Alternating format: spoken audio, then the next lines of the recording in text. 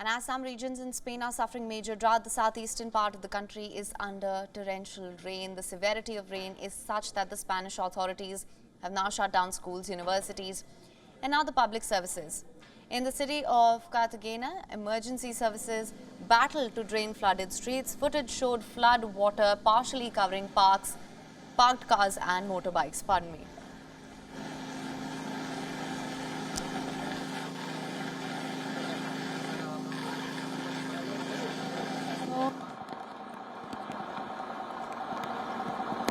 Estoy diciendo.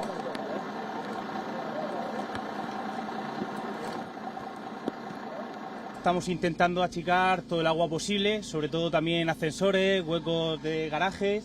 Y aquí, como estáis viendo, todas estas zonas inundadas, pues intentando con los distintos equipos de achique de agua vaciar todo lo que podamos la cantidad de agua que ha caído durante la jornada.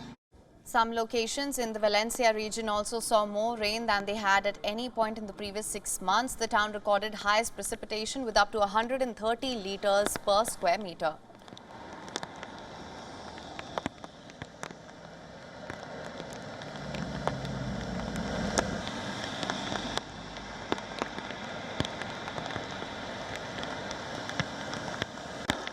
Vivo aquí desde enero y bueno, la puñeta de que seamos de Murcia es que como cada vez que llueve torrencialmente, pues todo se inunda porque realmente no se proponen soluciones eficaces para evitar que sucedan estas cosas y bueno, pues ahora es volver otra vez a lo de siempre, ¿no? A ver que los seguros se hagan cargo.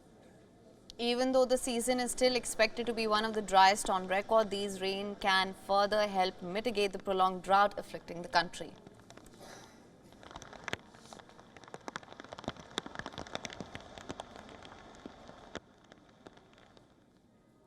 While it might be too early to put a figure on the financial impact of the recent floods that swept through central Italy, the damage is all too evident. The Italian government on Tuesday passed an emergency relief package aid worth €2 billion, which is about $2.2 billion US.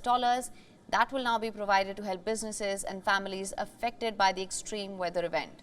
Almost a week from the disaster, about 23,000 people still remain homeless, with some cities still entirely flooded.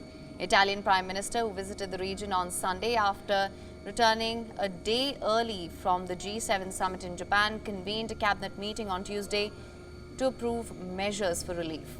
The Prime Minister further added that the assistance approved will include the suspension of tax payments as well as utility bills over the coming months, and mortgage payments in areas considered disaster zones will also be suspended. What are the contents of the government decree? A tax moratorium until August 31st, and the payment will restart on the 20th of November. Municipalities in provinces will also enjoy a moratorium on the payments of their mortgages. Also, electricity bills are suspended. Emilia-Romagna is one of Italy's richest regions, and the impact of floods has raised questions about why funding allocated to counter hydrological instability has never been used. While in hard-hit towns, life is slowly getting back to normal, water levels in some regions still very high. A town of about 2,000 inhabitants near the northern city was completely evacuated. Firefighters carry local residents in and out of the towns on a daily basis, and for some this is the first time that they were able to go back to their homes to retrieve whatever was left behind.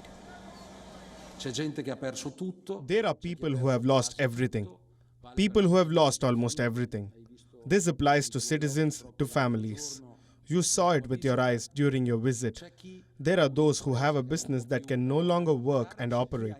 Then there are those who have companies that could work and operate, but can't due to 630 infrastructures that are partially or totally damaged, and some that need to be rebuilt.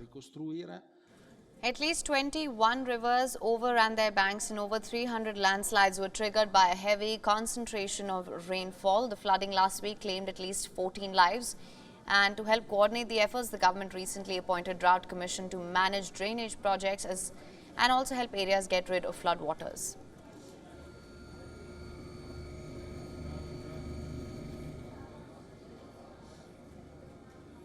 WION is now available in your country. Download the app now. Get all the news on the move.